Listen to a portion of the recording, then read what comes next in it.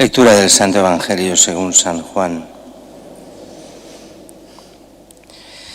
En aquel tiempo Jesús se marchó a la otra parte del mar de Galilea o de Tiberíades.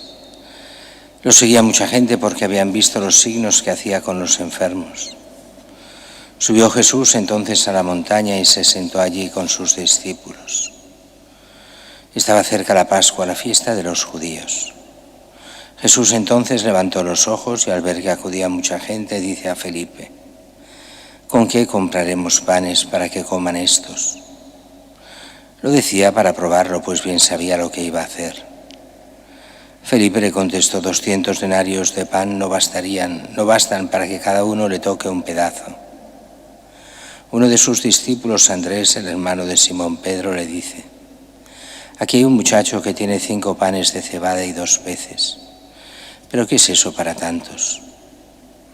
Jesús dijo: decid a la gente que se siente en el suelo.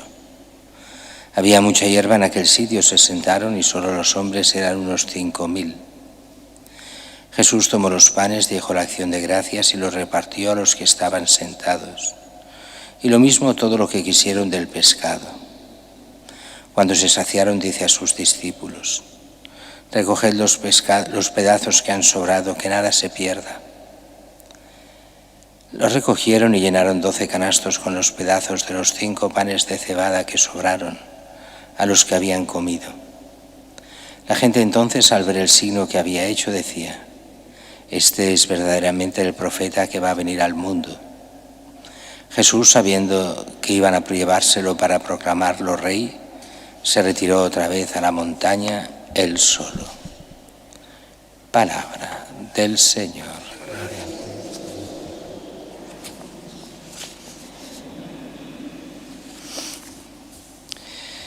Primera lectura, continuamos siempre Hechos de los Apóstoles. Habíamos visto parte del juicio que le hacen a los apóstoles, que los han vuelto a coger por predicar a Jesús.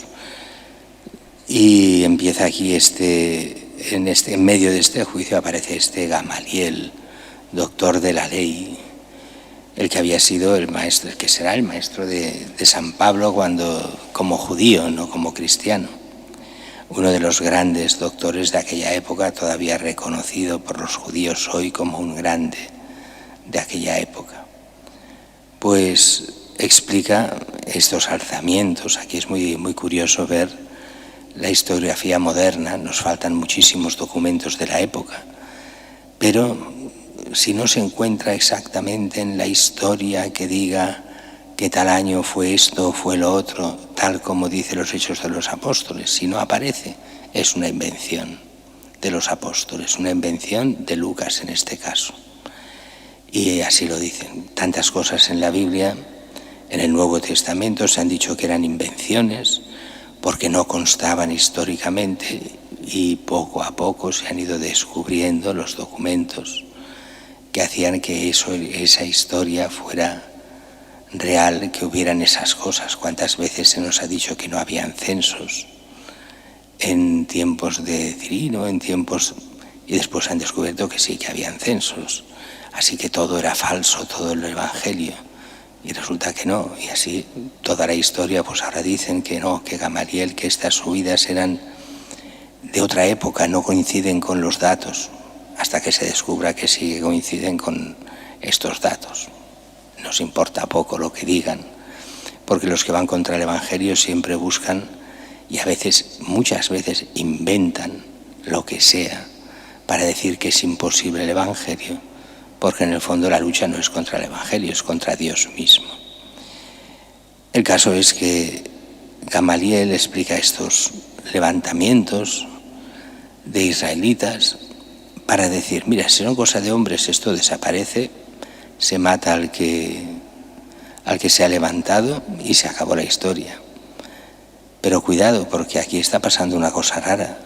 A Jesús lo han matado y de forma pacífica sus discípulos empiezan a hablar y predicar. ¿Qué pasa?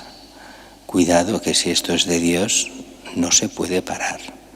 Así que vayamos, dice, por eso os digo, no os metáis con estos hombres, soltadlos. Si su idea y actividad son cosa de hombres, se disolverá. Pero si es cosa de Dios, no lograréis destruirlo y os expondríais a luchar contra Dios. Y eso se repite de generación en generación desde el siglo I hasta ahora. Tantos que piensan que pueden destruir la Iglesia y que a la Iglesia le quedan 2 telediarios y continúan la Iglesia de generación hasta el fin del mundo. Y entonces dice que le dan la razón, llaman a los apóstoles, los azotan, esta mentalidad de azotar a todo el mundo, y les prohíben otra vez hablar en nombre de Jesús. Ya lo habían dicho al principio, ayer lo veíamos, a quién hemos de obedecer, a Dios o a vosotros, a Dios, así que ya podéis prohibir lo que queráis. Esta es una mentalidad muy del positivismo, muy de aquella época y de la nuestra. Oh, si te han prohibido los jueces, el Estado, los políticos, algo hay que obedecer a los políticos. Y dices, ¿hay que obedecer?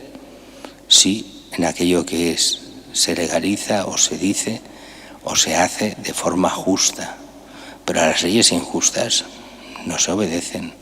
Y las leyes que van contra Dios no se obedecen. Y el no poder hablar de Dios no se obedece. Porque primero es Dios y después los hombres. Todo lo que se legaliza contra el bien del hombre y contra Dios no tiene ningún sentido obedecerlo. Por eso los cristianos eran peligrosos, porque se ponían por encima del Estado. Ese es el problema, igual que hoy. Cuando un cristiano va diciendo que su fe está por encima de los políticos, por encima de la ley, por encima del Estado, porque Dios lo es todo, eso es la forma peor para un gobierno, el creer que hay gente que está por encima de ellos. Y por eso no pueden ver el cristianismo, porque reconoce la autoridad, pero solo en su justa medida, en las leyes que hacen justas, no en la arbitrariedad de los que gobiernan. Y eso, claro, eso siempre ha sido impopular para los que mandan, de generación en generación. Por eso les vuelven a prohibir hablar en nombre de Jesús y los sueltan. Y dice aquí que salieron contentos de haber merecido ese ultraje por su nombre. Y eso nos recuerda la última de las bienaventuranzas. Bienaventurados vosotros cuando os persigan, os calumnien por mi nombre. Y eso somos los cristianos, cuando nos persiguen desde o el Estado, o los políticos, o los que mandan de cualquier forma. Bienaventurados vosotros.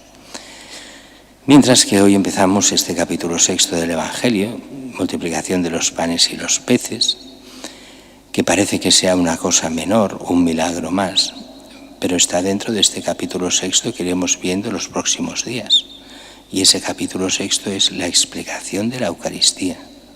Así que esta multiplicación de los panes y los peces tiene mucho que ver con la Eucaristía. Como Jesús multiplica los panes, Él se multiplica y se hace presente en cada misa, en cada Eucaristía. Cada vez que celebramos en memoria suya, Él se hace presente, se hace alimento para cada uno de nosotros. Pero eso lo veremos los próximos días.